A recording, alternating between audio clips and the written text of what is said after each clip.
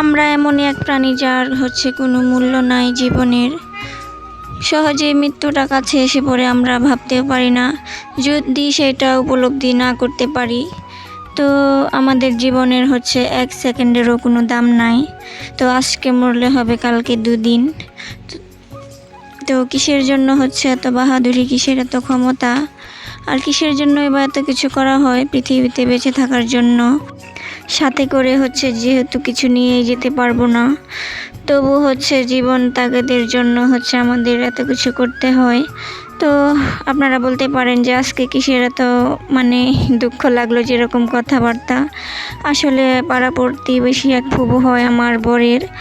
তো আমাদের বাড়ি থেকে খানিকটা দূরে, তো যেতে প্রায় 2-5 মিনিট লাগে আর কি এরকম। তো উনি আজকে খবর শুনি যে উনি এই পৃথিবীতে আর নেই।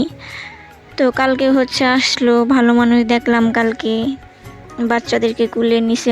আসলে সবার সাথে অনেক ভালো ব্যবহার করে, বাচ্চাদেরকে নিয়ে কুলে নেয়, বাচ্চাদের সাথে দুষ্টুমি করে। তো কালকেও আসছিল। তো কে জানে যে তিনি আর এই পৃথিবীতে আজকে মায়া ত্যাগ করে চলে যাবেন। তো সকালবেলা ঘুম থেকে আমরা এখনো শুয়েই ছিলাম, তো তখনই শুনি যে উনি নাকি নাই আর। তো শুনে এতটা খারাপ লাগতেছিল যে কি বলবো। তো সকালই চলে গিয়েছিলাম দেখার জন্য। তো গিয়ে দেখি উনি শুধু একাই ছিল বাড়িতে, আর কেউই ছিল না। ওনার ছেলের বউ ছিল না, তারা কোথায় জানি গিয়েছিল আর কি। তো উনি একাই ছিল বাড়িতে, আর একাই আর তখনই উনি এই পৃথিবী ছেড়ে চলে যান। তো ওনার একটাই ছেলে ছিল আর একটা মেয়ে। তো যাই হোক, খুব খারাপ লাগতেছিল আর কি বিষয়টা। তো যার কারণে আপনাদের সাথে একটু শেয়ার করলাম, আর যার কারণে আজকে সেরকমভাবে ব্লগটাও শুরু করতে পারিনি সকাল থেকে। তো প্রায় 2টা বাজে তখন থেকে আর কি ব্লগটা শুরু করেছি। তো এখানে গিয়েছিলাম দেখার জন্য, এখানে ছিলাম কতক্ষণ, তারপরে আসছি বাড়িতে। তো এসে খানিকটা চুপ ছিলাম আর কি, যে কি থেকে কি হয়ে গেল, তাই না? মানুষের জীবনের কোনোই মূল্য নাই, আজকে মরলে কালকেই 2 দিন হয়ে যাবে। অথচ দেখেন মানুষের কত অহংকার, কত দাম্ভিকতা, তাই না? মানুষকে মানুষ মনেই করে না। তো সবাইকে এটা মাথায় রাখতে হবে, আমরা কেউ অমর নই, একদিন তো মৃত্যুর স্বাদ গ্রহণ করতেই হবে, তাই না? তো যতদিন থাকবো ভালোভাবে থাকার চেষ্টা করব, এই আর কি। তো অনেক কথাই বললাম। আর এদিকে দেখেন এখন কিন্তু বাজে বিকাল 4টা, হ্যাঁ 4টায় বাজে। তো দুপুরে খাওয়া দাওয়া করে আর কি শুয়েছিলাম। তো তখন দেখি যে এতটা জোরে বাতাস বইতেছিল, আর মেঘলা করছে। তো ভাবলাম যে একটু ভিডিও করি। তো সাথে সাথে বৃষ্টি নেমে পড়ছে আর কি, অনেক জোরে বৃষ্টি হয়েছিল। তো ক্যামেরাতে এতটা ভালোভাবে বোঝা যায় না আর কি বৃষ্টি হলে। এই পচা, তুমি কি করতেছ? তুমি পানিতে নামছ? আল্লাহ, পানিতে নামছ কে? আহা আহা, কাদা। আসসালামু আলাইকুম, কেমন আছেন সবাই? আশা করি যে যেখান থেকে আমার ভিডিওটি দেখছেন সবাই ভালো আছেন, সুস্থ আছেন।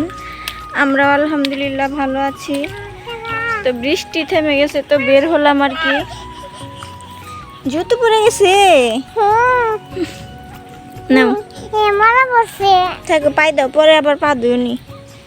তো বৃষ্টি থেমে গেছে আর কি, বের হয়েছি পানি দেখার জন্য। তো আমাদের এটুকু যেহেতু পাহাড়ি অঞ্চল, সেরকমভাবে আর কি পানি উঠে না। তো এখান থেকে যে মাটি কেটে নেওয়া হয়েছিল, পাগার হয়েছে, তো এখানে তো দেখেন পানি জমে গেছে। তো অনেকখানি পানি হয়েছে আর কি, এখানে দাঁড়ালে ডুবে যাব আর কি এরকম। আর এদিকে যে ক্ষেতগুলা, ধান ক্ষেত, এই ধান ক্ষেতেও হালকা তো পানি হয়েছে আর কি। তো দেখেন, একটু দেখাই।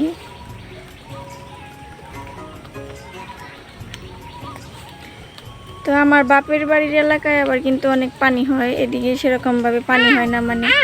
বর্ষাকালে বোঝাই যায় না যেদিকে এটা কি বর্ষাকাল বা বন্যার সময়, কোনোটাই বোঝা যায় না আর কি। তো এটা দেখেন দূর দূরান্ত কতটুকু পরিমাণ পানি হয়েছে। সব কিছু একদম ভেজা ভেজা, সুন্দর লাগতেছে দেখতে। আর এই তো তাল গাছ।